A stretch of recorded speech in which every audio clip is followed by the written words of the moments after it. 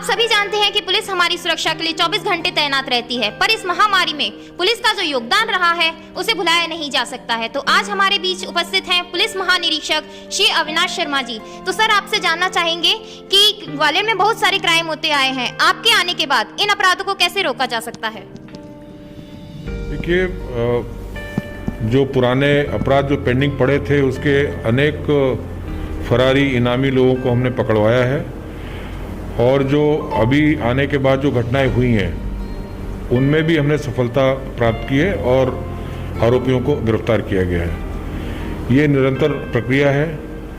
कई स्थायी वारंटी के रूप में आरोपियों की गिरफ्तारी होना शेष है, तो उसके लिए हमारा अभियान चल रहा है और लगातार हम लोग उसमें सफलता भी प्राप्त कर रहे हैं। सर, शहर में इलेक्शन होने वाले हैं, तो शहर में शांति बनाए रखने के लिए पुलिस क्या प्रयास कर रही है? शहर में जैसा मैंने पूर्व में बताया कि आपराधिक गतिविधियों पर लगाम बनाए रखना। अभी लगातार हमने कई गैंग पकड़े हैं, जिसमें कट्टे पकड़े हैं। 4-5 गैंग्स हम लोग 5-5 10 दिन के अंतराल में हम लोग पकड़ चुके हैं। और जो पुराने अपराधी हैं, जो पुराने वारंटी हैं, जिनकी हमें गिरफ्तारी करना है, उनके लिए हमने अभियान छेड़ा हुआ है। कई पेंडिंग मामले हैं जिनमें कि गिरफ्तारी नहीं हो पाई है। न्यायालय में अभी कोविड के कारण अनेक मामलों में चालान नहीं लग रहे हैं, तो उसमें भी हम लोग प्रयास कर रहे हैं माननीय न्यायालय से अनुरोध करके कि कुछ मामलों में जो महत्वपूर्ण मामले हैं उनमें चालान प्रस्तुत हो जाए, क्योंकि अभी कोविड काल के कारण सारी गतिविधियां जो हैं वो थम सी गई हैं। फिर भी हमारा ये लगातार प्रयास है कि अपराधियों की गिरफ्तारी, जो कि महत्वपूर्ण मामले हैं, उनमें हो जाए। अनेक ऐसे मामले हैं जिनमें 7 वर्ष से कम का सज़ा का प्रावधान है, उसमें नोटिस देकर के चालान लगाए जाने का प्रावधान है। ऐसे मामले भी माननीय न्यायालय द्वारा भी ग्रहण नहीं किए जा रहे हैं, स्वीकार नहीं किए जा रहे हैं। अनुरोध किया गया हमारे पुलिस अधीक्षकों द्वारा कि वो ऐसे प्रकरणों में भी माननीय न्यायालय चालान प्रारंभ करे, ताकि वो न्यायालयीन प्रक्रिया में आरोपी न्यायालय की ट्रायल का सामना करे, और उससे भी कानून व्यवस्था की स्थिति सुधारने में हमको काफ़ी मदद मिलती है।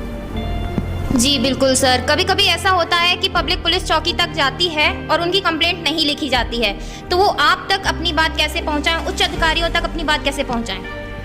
देखिए, आजकल तो कोई घटना होती है और तत्काल डायल 100 का यूज़ कर रही है पब्लिक, तो ऐसा, और उसी समय फिर वो हमारा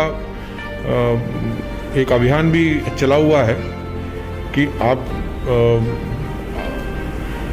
मौके पर ही FIR ली जा रही है, या अगर वो FIR योग्य प्रकरण नहीं है तो उसमें अदम दस्तंदाजी अपराध पंजीबद्ध किया जा रहा है। तो उसके बावजूद भी अगर किसी को कोई शिकायत रहती है तो वो पुलिस अधीक्षक कार्यालय हमारा खुला रहता है। वैसे तो SDOP कार्यालय है, CSP कार्यालय है, एडिशनल SP हैं, 4 एडिशनल SP हैं ग्वालियर शहर में, ज़िले में। उसके बाद DIG हैं, फिर IG हैं। तो हमारे पास लगातार लोग मिलते रहते हैं, लेकिन मैंने अधिकांश में पाया है कि उनमें या तो क्रॉस कायमी के लिए वरिष्ठ कार्यालय के चक्कर लगाते हैं, लेकिन जिनमें अपराध पंजीकरण होना होता है 10% ऐसे मामले रह जाते हैं जो कि थोड़ा बॉर्डर लाइन केसेस होते हैं, जिसमें ये निर्णय लेना होता है कि इसमें अपराध पंजीबद्ध होगा या नहीं। या कुछ महिला संबंधी अपराध होते हैं, 498 है, उसमें महिला जो है अपने ससुराल पक्ष के 8-10 लोगों का नाम लिखवाना चाहते हैं।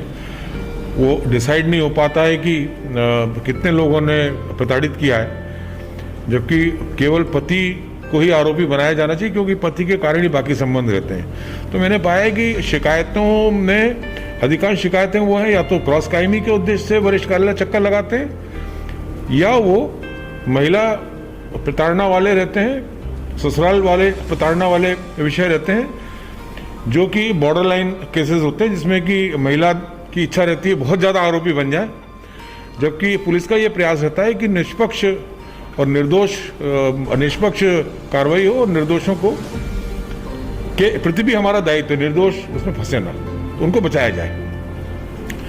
तो इस प्रकार के आवेदक हमारे यहाँ ज़्यादा आते हैं, लेकिन जिनमें अपराध पंजीकरण होता है, मैं नहीं समझता कि वो थाने पर कार्रवाई होने से वो बच रहे हैं। जी बिल्कुल सर, आप संभाग के आईजी बने हैं, तो संभाग की पब्लिक के लिए कुछ मैसेज देना चाहेंगे? संभाग में सभी लोगों से अनुरोध है कि एक तो यहाँ पर अवैध गतिविधियाँ, अवैध रेत का उत्खनन होता है, उसमें कुछ लोग रात दिन लगे रहते हैं, खास करके रात में इस प्रकार का उत्खनन और परिवहन होता है। तो हमने इसमें अभी काफ़ी सख्ती की है और ये प्रयास किया है कि इस प्रकार की अवैध गतिविधियां संचालित ना हो। दूसरा, यहाँ पर जैसा अन्य शहरों में होता है, जुए सट्टे की गतिविधियां अवैध रूप से संचालित होती हैं, तो वो भी बड़े प्रॉपर्टी ऑफेंसेस के या मारपीट संबंधी गंभीर अपराधों के, शरीर संबंधी गंभीर अपराधों के कारण बनते हैं। तो ये अपराध की स्टार्ट होता है। दूसरा, शराब भी जो है यहाँ पर आता है सुनने में कि देहातों में भी जो लाइसेंसी ठेकेदार है वो वहाँ पर बेचता है, तो ये भी उसको अधिकार नहीं है। जो दुकानें हैं वहीं से उसको शराब बेचना चाहिए। हमने बोला है सभी थाना प्रभारियों को कि इस व्यवस्था को ठीक करें, और खास करके जो अभी इलेक्शन प्रोसेस है, इलेक्शन पीरियड है, इसमें अगर आपने अवैध शराब की बिक्री को अगर आपने अंकुश लगाया तो निश्चित रूप से फिर अच्छे परिणाम प्राप्त होंगे। जी बहुत बहुत धन्यवाद सर। आज हमने चर्चा की पुलिस महानिरीक्षक श्री अविनाश शर्मा जी से। आगे फिर मुलाकात होगी एक खास सक्सेस के साथ। तब तक के लिए बने रहिए हमारे साथ। मैं रुचि शर्मा, नमस्कार, ग्वालियर।